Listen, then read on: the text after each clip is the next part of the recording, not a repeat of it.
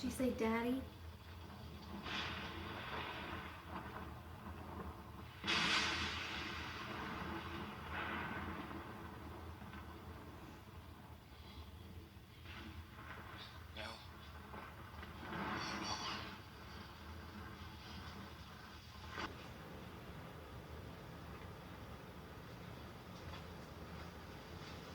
Liv?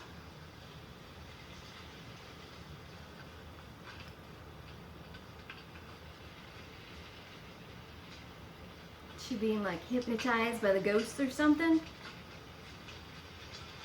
Reeling her in, kind of like what happened to Nellie. Liv!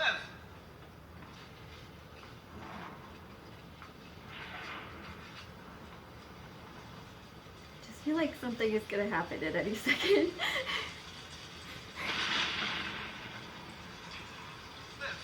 How? How the hell did you... Yeah, how? Was this the house moving her too? Liv, you better stay away from these windows. The storm's getting really... And go.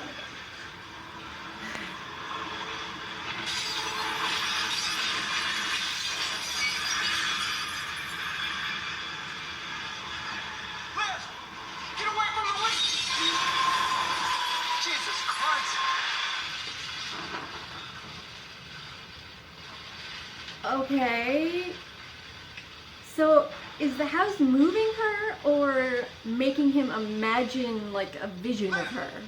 Jesus! Liv! Huh. What the hell? Honey? Are you okay? I think so. I looked in the rooms, but she Just ignore her.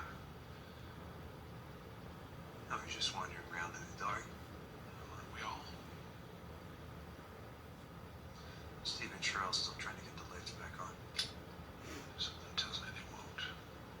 Yeah. That tells me the same.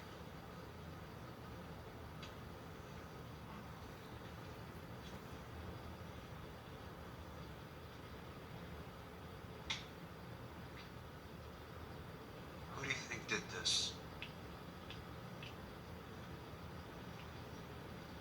Well, if I'm honest, none of us.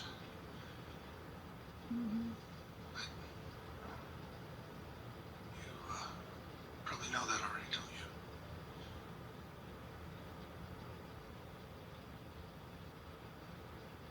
So, that neck lady, you think she was, I mean, this whole time was... Yeah. She didn't do this to herself. No. Okay. At least there's two of them. On, did she?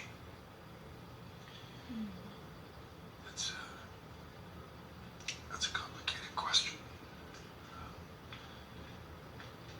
doesn't make any sense. You have a backup It's Jenny in the complicated basement. for The refrigeration Olivia. is- I not mean, even it's a just as storm. complicated for Nellie, Sense. in a way. I mean, technically she did put the rope around her neck and jump, right? It's been a long night. Why don't we... She obviously wasn't in control. I'd really like to know. No, he's not gonna hear that. I don't understand why this family has such a hard time acknowledging mental illness. Mom, Nell, Dad's talking to himself all night. It's not like that. Then explain yourself. Finally, please. Okay. Nell didn't kill herself. The house did. You don't understand Hill House, Steve. You never did. Ooh. And Nell and Luke, they could see its face clearer than you kids. And your mother saw it too. And anything I did, I did it for a very good reason. Expensive, all this bullshit. Well, you wanna hear about this a or not? haunted house, and you don't What, even Steve? get it. I don't get it. You don't get it. You're the ghost. You are, Dad. You're the spectral presence. Come on, Steve. I can Man. see right through you. Huh? And the only difference between you and the stuff of campfire Gotta do this stories right is that now? you keep getting older. I'm just trying to keep you kids safe and to protect what memories you kids still have of This your is what poor got mother. in your head. You don't understand. And You this is never what made her understood sick. your problem. It's always My been problem? your No, problem. that's And you not think my you know what problem. happened that night? My You don't know what problem. God The wrong parent died.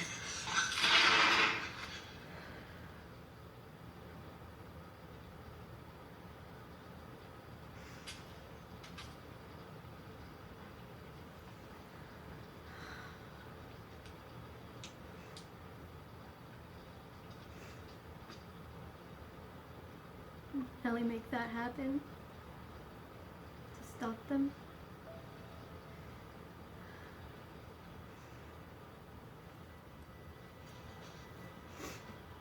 So,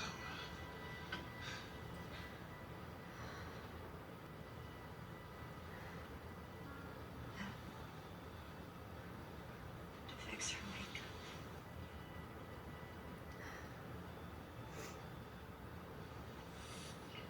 Come on.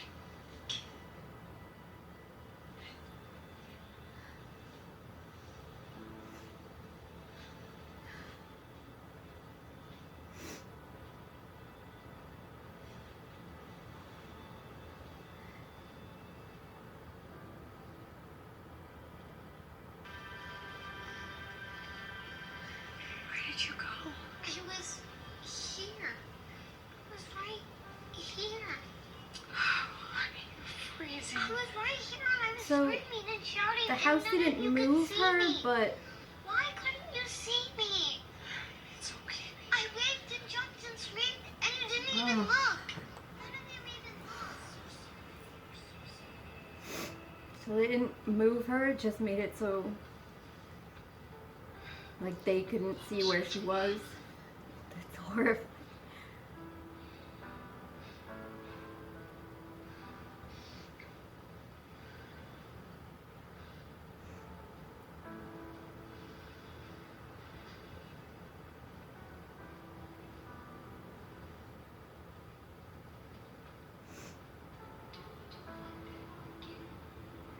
Don't do that ever again.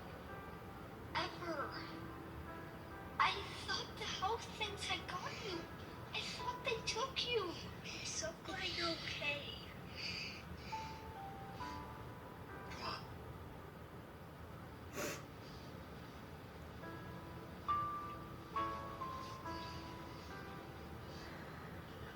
Let you go again. I promise. I was right here. I didn't go anywhere. I was right here. I was right here the whole time. None of you could see me. Nobody could see me.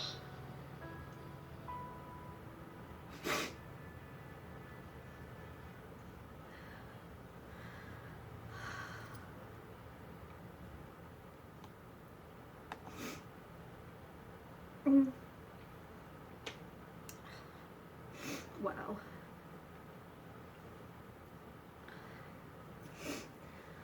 Sorry, getting a little bit emotional there at the end. Wow. Okay, well, that was episode 6.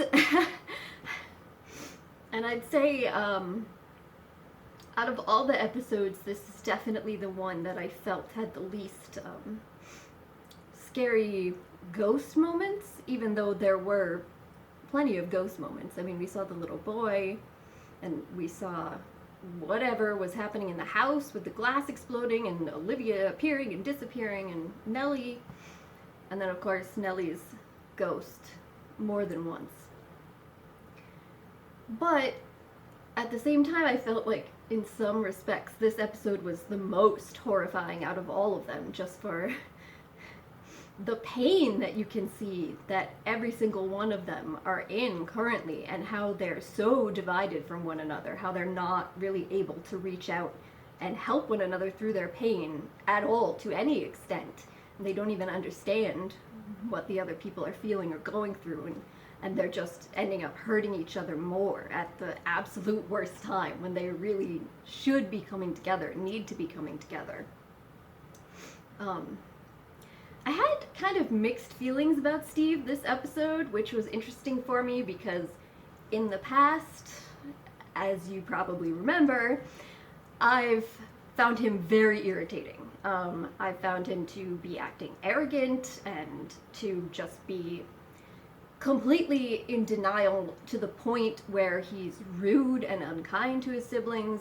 I agree with Shirley's idea that him writing the book when he didn't even seem to believe in any of it, and just putting all these personal details about their dead mother, where he calls her crazy, and about all of his siblings and the things that they did experience and told him about in private, that was a shitty move for him to make if they weren't all going to be on board with it.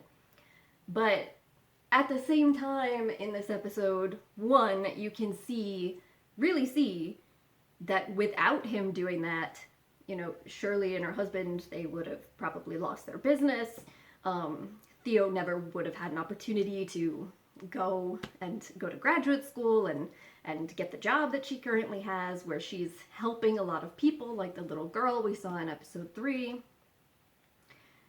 And on top of that, I mean, and we also saw when he was trying to pay to contribute for Luke's rehab back in the Luke episode. So even though he is acting like a dick a lot of the time, I mean, let's face it, a lot of the time he's acting like an asshole, he has tried to, you know, help each one of his siblings in some way, and has, you know, done so. He has done so. And you can also see in this episode, which for me, I couldn't really see it that much previously, but you can really see here how impacted he was by Nellie's death and how he does really care about his siblings and his family. So I thought that was really important to my understanding of his character and the family, because I had been feeling pretty hostile towards him lately.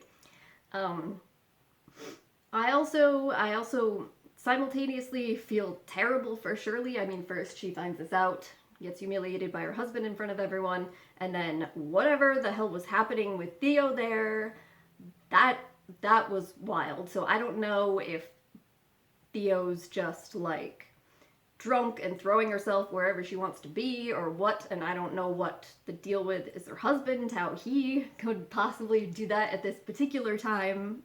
Really, it's just terrible timing all the way around. So I feel terrible for her about that, but then on the other hand, she's attacking every one of her family members when they're supposed to be there coming together and mourning for their lost sister. And then I think what I'm most interested in seeing going forward over the next couple of episodes is more of Hugh's perspective. And I am, of course, interested in seeing more with Olivia too. But I thought this episode was really good in terms of Hugh the adult, because we've been hearing a lot of things about how his children have lost their relationship with him. You know, they don't, for the most part, have a very positive opinion of how he's lived his life and the choices he's made. They feel like he's kept things from them for a really long time, and he seemed kind of, you know, quiet and shy and hiding back from them at the beginning of this episode even.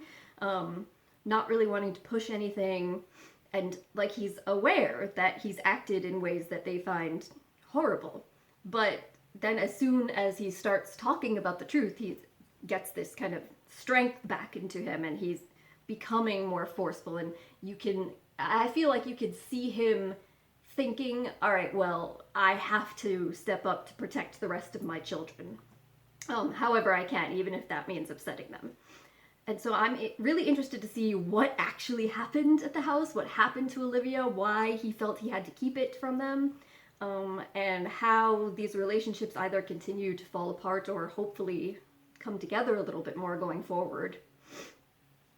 And I'd say that other than that, the one thing that stood out to me also was Olivia's mentioning to Nell that she had seen lots of ghosts, she'd seen other things, seen people there, and I know that earlier she'd also told Theo that sometimes in her life she experiences flashes of things too, like Theo does with her hands, but we really didn't have any indication before this that Olivia was really having these weird experiences with the house.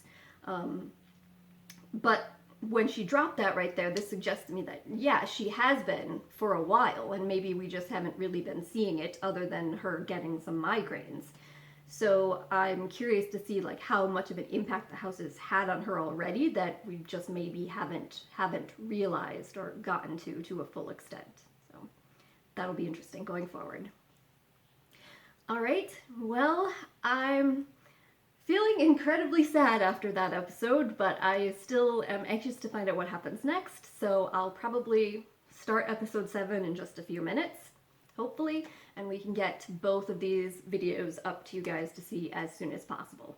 So I just want to thank you all one more time for going along on this journey with me. And just a reminder, please, if you have comments, questions, leave them down below. I love talking to people, so I'd love to continue this conversation in the comment section. All right. Thank you again for joining me. See you next time. Bye.